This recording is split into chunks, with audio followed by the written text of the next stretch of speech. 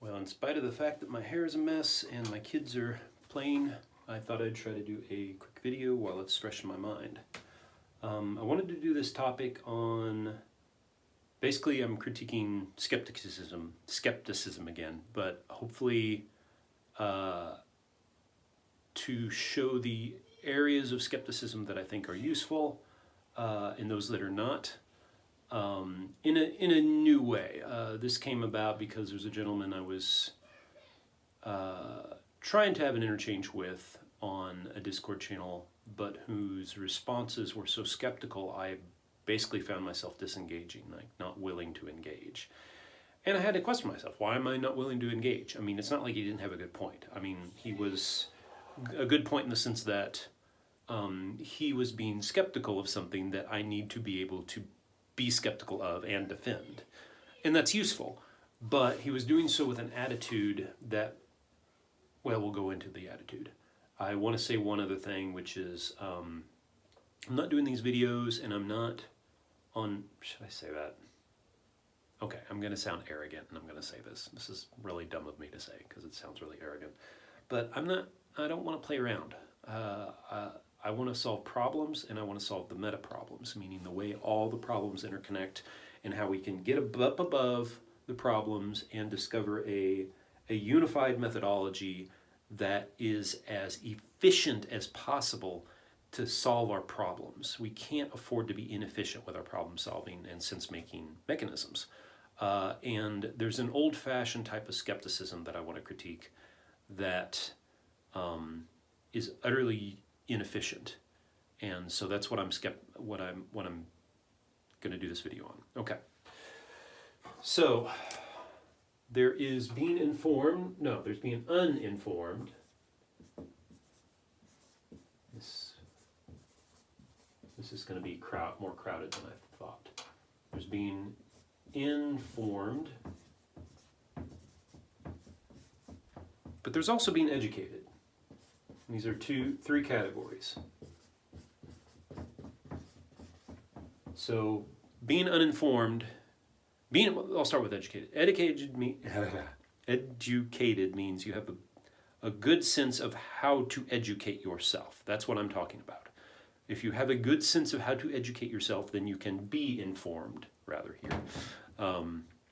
If you don't have a good sense of how to educate yourself, then even what you are informed about has a degree of suspicion, or you should be suspicious of it.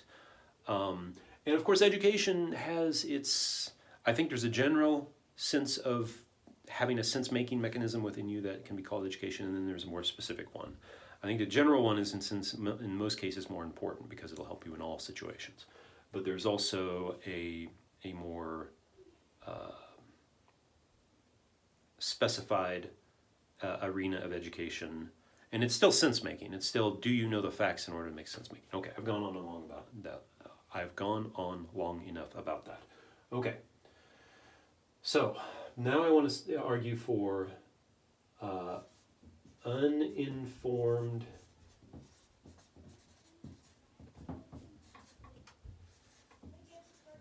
skepticism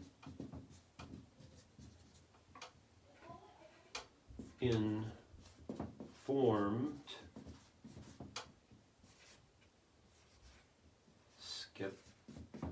I'm just going to say skept because I have a thing there. And then there is informed, is that on the screen? Yeah. Informed, educated skepticism. Okay, I think this lines up like this. Whether you are informed and educated, if you're not if you're uninformed, even if you're educated, then the skepticism you use is uninformed skepticism. If you are informed but not well educated, you have a sense of informed skepticism.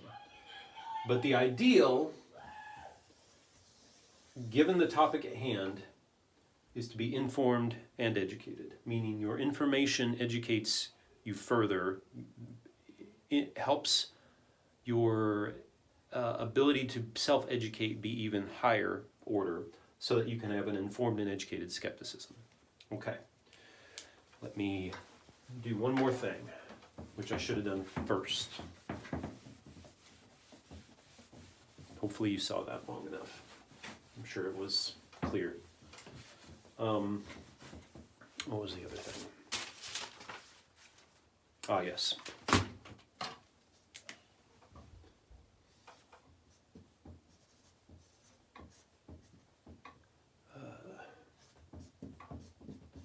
Simplicity.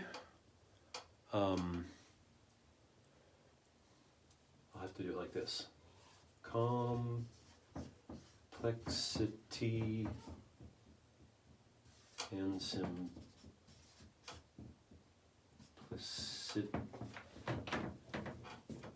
again.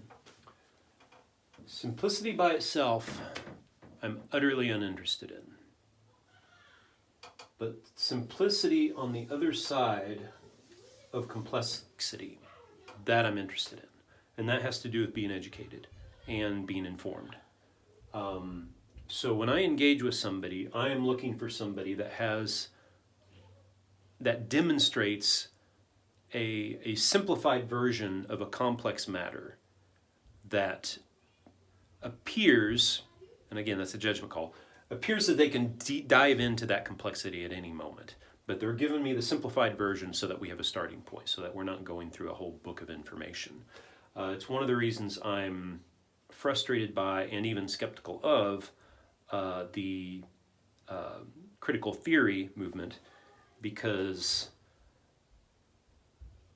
I don't see why, like if it's about arguments, if it's really about arguments and not about emotions and about how you feel about an issue, if it's about how you feel about an issue, then you're going to have to read reams and reams of books in order to educate your emotions at how you're supposed to feel towards this topic. I don't know if that's what they're doing, but that's what it looks like they're doing as someone who has tried to get into the movement from various angles and doesn't see the arguments, because the arguments should always boil down to a simpler structure. Here, let me do one more diagram. I wasn't going to do this, but so do I have a good outline? Oh yes, that's a great one. Well, is it? It's pretty good. Okay. When you have, I'm going to call these minimal concepts. So this is John Vervaeke speaks about optimal grip, which is actually not conceptual, it's more experiential. It's the art almost, or the experience of narrowing down on all the ways you grasp what an object is or a scenario is. And then you are able to use that to know what you're looking at and to correctly orient yourself to the environment. This is different. This is the concept in your head, like a definition from a Webster's dictionary or the first summarizing paragraphs of a Wikipedia article. So then you have what we could call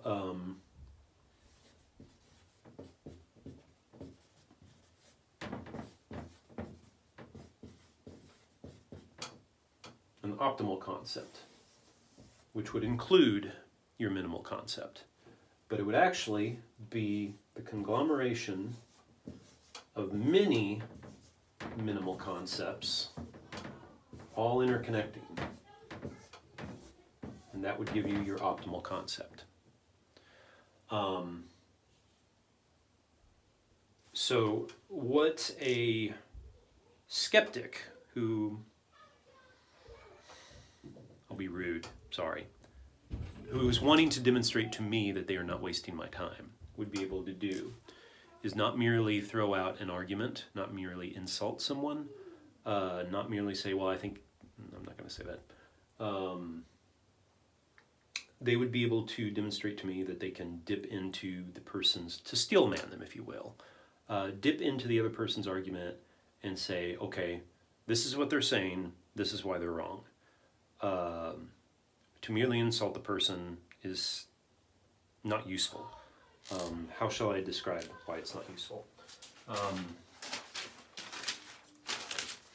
had a good argument. I gotta remind myself what it was. Okay, yes. So, I don't know how helpful that last diagram was. Sorry if it wasn't helpful. So, there is a type of argumentation that certain personality types appear to relish. It gets them engaged, and it's, I guess I'll call it argumentative.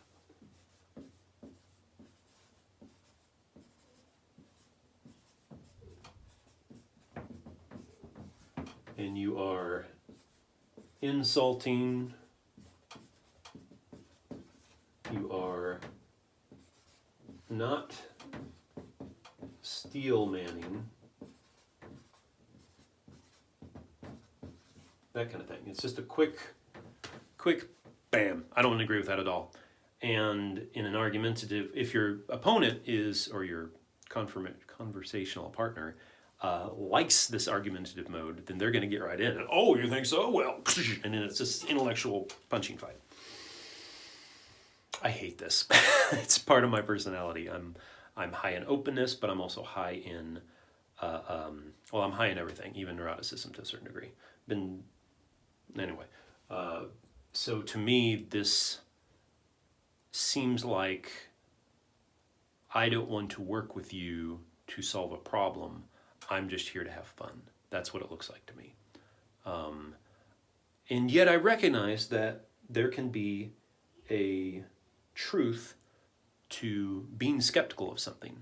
And it could even be that, your insults are correct in some way, that, no, this dude really has gone off as a rocker or something like that. That's possible. But when you see somebody that is creating, these optimal grips or optimal conceptions, where they're bringing lots of things together and they're connecting them, and then you just say, oh, that guy's insane. I'm just like, did you even look at what they tried to do? I mean, what are your thoughts on that? To me, if you appear to be in this argumentative mindset and you're not willing to at least steel man, I can put up with this to a certain degree, but if you're not willing to steel man, because I'm, like I said, arrogantly perhaps, I'm not here to have fun. I'm here to solve our problems, And if the guy's crazy, that I need to know that, because that's a problem. So this, I want to incentivize the kind of arguments, the kind of discussion that will help us solve problems, and to not steel man, to not show that you've got some grasp on what that person has tried to do, so that I know your minimal concept is not over here somewhere in I don't like you land, but that you're building a minimal concept that encompasses it. That's useful, even if it's got some insults in there that I have to kind of try to ignore. That's useful.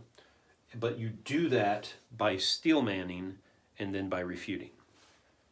Okay, and an even better approach, go check out Pleasure of Doubt's Introduction to How to Have a Productive Conversation. Thank you very much.